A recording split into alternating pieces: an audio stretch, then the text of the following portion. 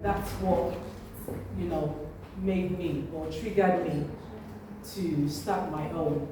And my daughter is 20 years old, so I've been doing that for that long. So that's where the passion came from, and the tenacity to do this, and not only do it, but also do it for other parents like myself. And that's where I'll be coming from. So my journey from there started with the fact that if I'm going to do this, I'm going to do it right. I've got to make sure that I'm doing it the right way, and that would influence what people see, how people project or see me or receive me. And that means going into a level of understanding of what the government or the so-called Department of Education of this country requires. And that is what I did. And obviously registered myself with Ofsted, and Ofsted is a national body that anyone with that wants to look after children needs to be registered to. And it's a safety net really, because you're not only covering yourself, you're also covering the children. And by law, in any profession, you've got a compliance that you've got to abide to, and also bodies that you've got to succumb to. We don't walk on this UK planet, without those things. And to be quite fair, it's a very good thing for us to have, because we know that if we're doing anything wrong, you can hit yourself and check yourself, because there's something that, a manual, should I say, that you can go with. And for the Department of Education or early years, there is a booklet that we call EYFS. EYFS is a booklet that everybody that is going with children or working with children needs to abide with. And on that white book or white letter, whatever you want to call it, has the rules and regulations of what is required of us to abide with. And I'll show you this slide. And I worked very hard on that one. But yeah, 5 minutes. Okay. And on those booklets, it tells us, it gives us 3 different primary areas that children need to develop from, and also 4 specific areas that we need to work with. And those areas are what we as parents probably do, but we don't, group them as those. Because things like communication, which is one of the things that, as a parent, you talk to your child, you communicate with your child, you do whatever, play, kuchi, whatever you call it. It's a form of communication for that child and yourself. That child might not understand, but the process of it is the fact that that child knows and recognizes you as their primary educator, their primary supplier, provider, whatever that child is thinking at that time, you are the first person that the child will call to. So communication, and also that goes into the part of language, where the child, have you ever thought about how a child just develops a language without even you teaching that child? And that's where I guess the mystery comes into play. The God that we serve is just so amazing with that. But the fact of communication, language that a child picks up, it's just natural to them, because you think that they should speak the same language that we're communicating to them as, and that's what they will pick up from. If you decide to go to any other part of the world, and the parent is communicating with that child, that's the language the child will pick up from. And that takes us to the very, very first beginning of how a child develops. And this is the brain factor of things. A child's brain is like very, very succulent, like a sponge. If you put a sponge in water, what will happen to that sponge? It will absorb that water in. And that's how the brain of a child is. So whatever you give a child, it just will absorb it. And the crucial time for a child to absorb anything you want to give them is from birth to 5 years old. That is the crucial time for a child. That time, or those phase in life, those 5 years is very crucial, and that's what we call the early learning process of a child. It's crucial because during that time, a child can do anything. You don't even need to tell a child anything. You don't need to tell them about a fear factor. They're just there. It's only us adults that start implementing this. Oh, don't do this. If you touch fire, it will burn you. Don't touch. A child has got no, let me say, reality of things like that. They just would do it because that's how their nature is. And from the 0 to 5 years old, during those times, you can give a child whatever. And this is why the Department of Education comes into play. Because obviously scientifically proven and they've known it all this while, this time is where the child thrives the most. This is the time the child can do whatever.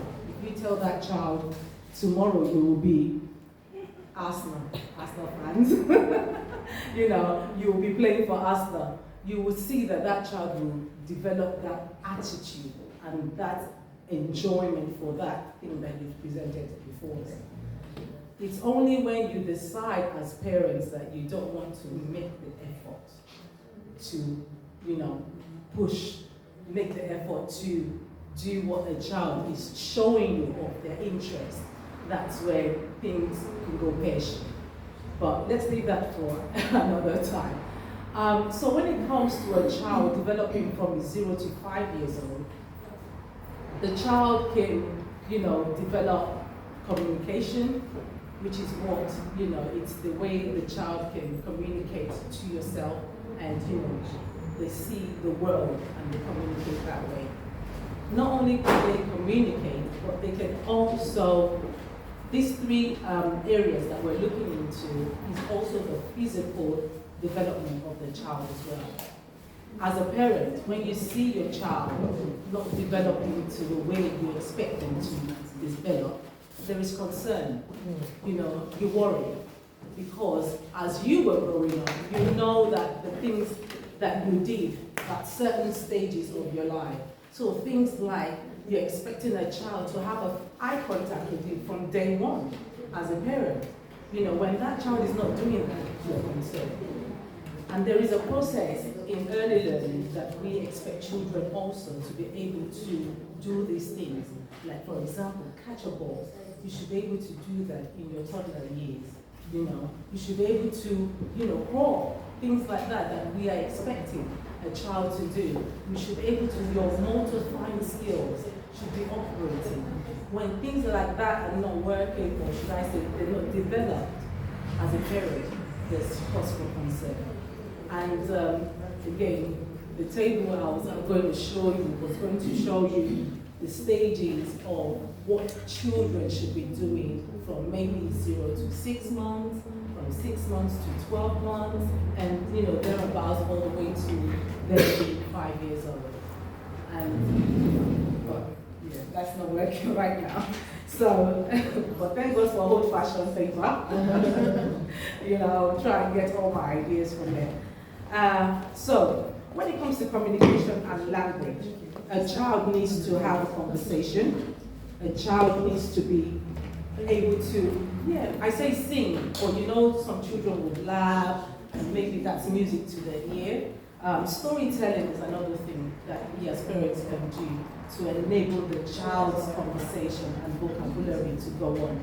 And these are things that we do as parents, but we don't classify it as, it's in the early stage, or the things that I as a professional would tell you that you need to be doing with your child. A child needs to be able to be listening to yourself, listening to your voice. I'm sure you've heard so many times that they say that even in the womb, when you speak, the child will hear your voice and can react to your voice because they know who you are by now. Also, a child needs encouragement. When a child has not got the full development stage to the point of conversation, this is where parents come in. The more you talk, the more that encourages the child to try to say what you're saying. As time goes on, before you know it, the child will be repeating your words or even understanding your word because there is that conversation there. And that leads me to the time of where, during the, should I say, olden days, when we don't have screen time, we don't have phones and all that stuff. Conversation is the primary thing. And I encourage parents when we have conversation to less screen time, because those screen time, in as much as they are good and valuable, the child tends to understand you as the primary factor in their life. So that conversation needs to carry on with yourself and the child. So another thing that a child needs to learn is the social development. When your social interaction with the child tends to learn to share, they learn teamwork, they learn patience, they learn kindness, and also they learn emotional control. The social aspect of the child is the fact that they need to learn other things apart from just themselves. They need to understand that there are other people in this world, not just me. And that means their social development needs to be developed. And how can that be? Only by you as parents. Again, like I mentioned, you're the primary factor to them. You're the educator, the first point of contact. So it's very important that we as parents, especially us as women, to work at the social aspect of things that the children will learn, in as much as they come to us during the nursery days or whatever it is. These are the things that we have to put into practice as well for the children, so that it can reflect whatever you are doing at home, for us to also reflect that, physically in the setting or in the environment that the children come into. And the way that you can develop this social development for a child is the fact that, you have group activities. We take it for granted when we are together like this. There are some things that the children would learn when you are having a family gathering. There are some rules and some, morals that children pick up because they see not only yourself but other people, that we classify as our family. Oh, great. Yeah? Would it work? No, that's not it. Oh, that's not it. Oh, okay. All right, so let's carry on. It is very important that the social development of the child and also the emotional aspect of the child is also nurtured. When it comes to the emotional part of developing a child needs to be safe for them to be able to express themselves. In that atmosphere or in that environment, I know, probably some of us have grown up that way, that they say that a child should be seen and not heard. And it's a very, very dangerous statement to make, because a child definitely needs to be seen. Not only are they the children of tomorrow, because after we are gone, they will take over, but also the fact that when you make statements like that, you're indirectly saying to the child that, I don't believe you, which is a very, very dangerous tool for a child. Because if they do come to you for certain things or to say things to you, and you have behind your mind, the child should be seen and not heard.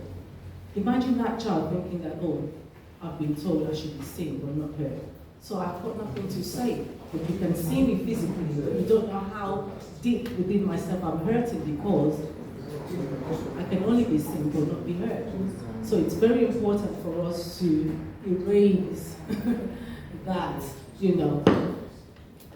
saying, because there are so many things that we can relate to about children, not being able to stand up for themselves because of something that someone has told them not to say, and that can be very detrimental to a child, not only for now, but towards their future. Okay, so if we now go into the other four aspects of the EYFS. I say EYFS, I should have actually explained to you what the EYFS stands for. It's early for the E, Y, years, F, foundation, and the S is the stage. So early years foundation stage, which is what we classify for the 0 to 5 years old for a child. And from that stage, we have every aspect of development for that child. We have their social, we have their physical, we have their emotional. Everything is wrapped up within that child. We're not just building children of academic only, but we're building around this child, or children, should I say, when it comes to things like the EYFS. So when we go through all these stages, or all these process, or all these developmental stage for a child, the best way that a child can put that on, or express that on, or put that out there is through play. I know we say that, you play too much, don't play. No, that is the best way for a child to learn. For a child from 0 to 5 years, they don't have structure, as in 1 + 1 is 2. No, they don't have that concept as of yet. But when you begin to show them through play, through what you do, they begin to understand what is needed or how they develop. So for example, if you decide that, we're going to do physical development, how do you interact that to a child? You just don't say to a child, I need you to physically develop. They're not going to understand that until you start doing things like, we're jogging, we're kicking a football around, we're running, things like that. That's when they know that, this is fun for them. And that is through play for them. And that's what they will be attracted to. The more you go on and say, I need you to develop. And it's through all those energy, all those physical activities that you can think of, when you were growing up, that you implement with your child, that you see that child physically is developing to the required, age that you expect them to develop to. So when it comes to things like the emotional stage or things like that, again, it's through play. You have to act things out for children for them to understand. Some children do not understand the concept of you just saying the word. You have to act it out. And for me, acting it out is not just acting it out, but also repetition.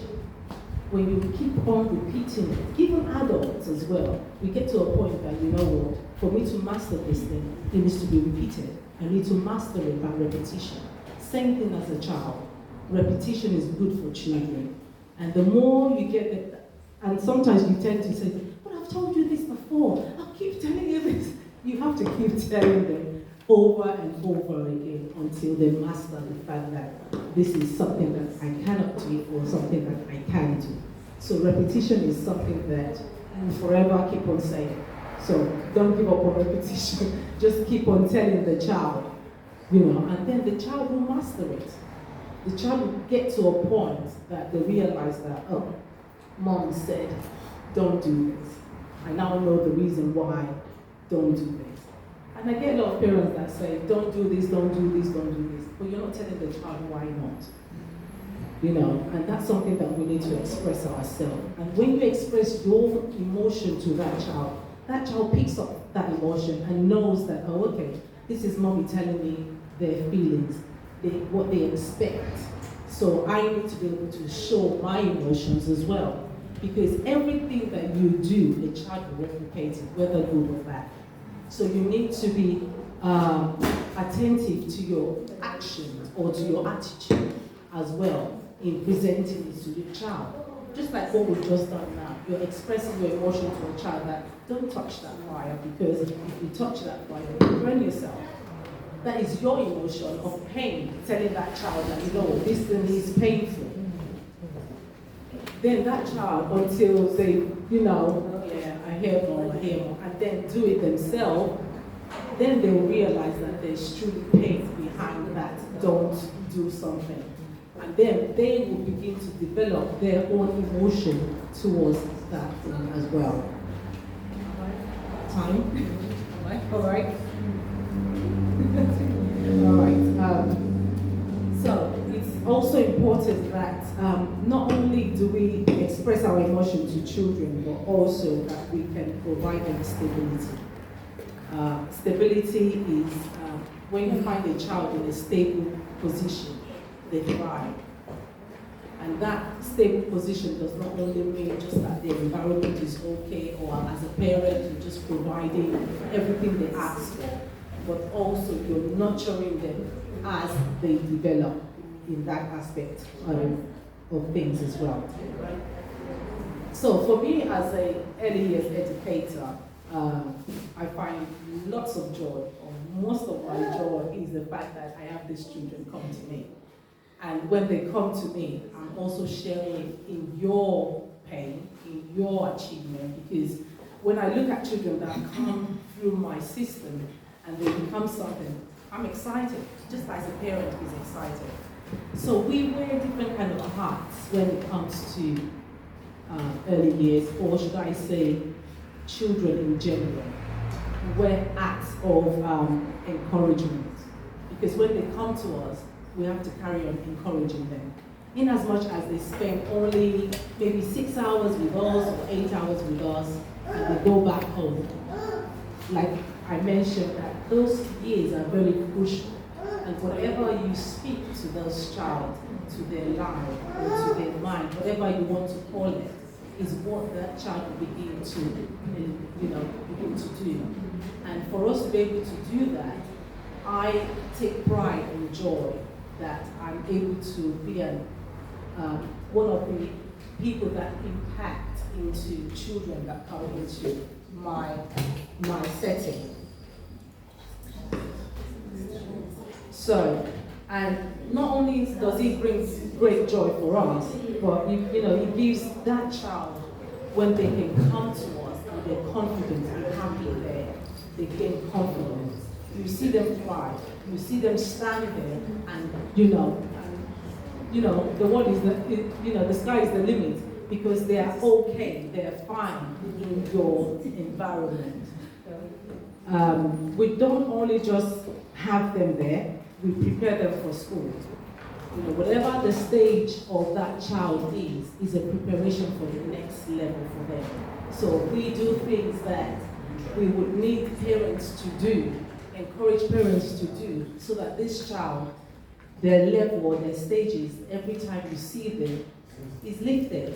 They're moving from one stage to the other, because it brings great joy also to the parents as well. We don't only just have them there, we also have them to improve their behavior, build friendship, and discover, their talents, what they've got, what gem have they got, what have they got within themselves that, they would like to explore, or they would like to bring out within themselves, their potential. That's what, I find very rewarding. Because we're not only just telling them, come here. Imagine you as parents, you bring your child and all we do is put on the TV for them to watch. You're not only going to say that I'm wasting my money, but you're going to say that, what is it that my child is learning? What is it that my child is developing from, this? So that is why I said that we wear so many hats. And those hats are not to be taken for granted, because we want to make sure that these children, when you get them back, you're always looking forward to that. Oh, they've learned something from where they're coming from. And you yourself can testify to it, because you can see them do it. Because you yourself have not taught them. So they must have learned it from somewhere. So that is why it's very important when you choose where you want to take your child to, you make sure you choose right. And the only way you can choose right is for you yourself, as a parent, going in, having conversations with the staff there, having conversations with people that that already used the service before. It's not time for you to I will just, because it's closer to the house, I will just, no. It's because you know that this human being that you're deciding to give out there is a gem to you.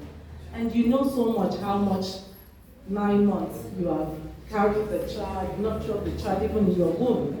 So you know that it's not a play, it's not a joke for you to just, I have a lot of parents that say, you know what, I just can't let my child go off, which is natural, you know. But I encourage them that, you know what, the best way for you to let your child go off is for you to, you know, taste the water, you know, go and see yourself, ask questions. Make sure that that child, and that's what we do, when a child needs to come to us, and we call it settling time. We give them a couple of days when the child comes in and see how they settle. You invite the parents in as well and see how they settle with the parents there, and you know, see how the child settles. If the child does not settle for one day, because you know there are always times that a child does not, bonding process is very, you know, tight with the child. You keep doing it. The more you do it, the more the child becomes familiar with his surroundings, and the more they feel, they look to see, you know, I might like it here, or they look to see that these people are okay. Because don't forget, children will also, I don't want to use the word judgmental, but they've also got feelings, you know. So they need to be, again, heard, not just seen. And I always say to my staff, I always say to them that, you know what, the children are the best people, should I say, service users that you will ever hear from. You can't hear from their parents because their parents are not here. So whatever you do to this child, just make sure you're doing it right, because that child will go home, tell mom and dad, and you know, mom and dad will come knocking at your door. So make sure whatever you do, and that is why it's very important, before you let your child go. Remember we talked about communication. You need to keep talking with your child, talking, conversation, so that when your child goes out there, where you're not there, they can communicate with you when they get back. You know, so it's not to say that, you know, your child is to be a CIA or anything like that, but it's them being comfortable with the environment. And if you carry on with that conversation with your child and that communication with your child will thrive by communication back to yourself. So, one of the things that I also say to parents is that it's very important that we work with parents. 2 minutes, okay? And that, which is my last point. Parents, you are the best, you know, factor in a child's life. And I know that you know that no one can tell you otherwise. But the fact that when you let your child go, we need to be able to work with you. You know, we need to be able to approach you. We need to be able to talk to you, to tell you that your child needs this, we need your support here. We don't want a parent that, you know, I know what my child can do, my child can't do this. Yes, your child, you know, children are very, they pretend.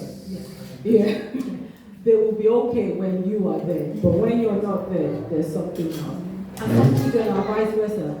When you are there, you know, but when they're somewhere else, they're very good.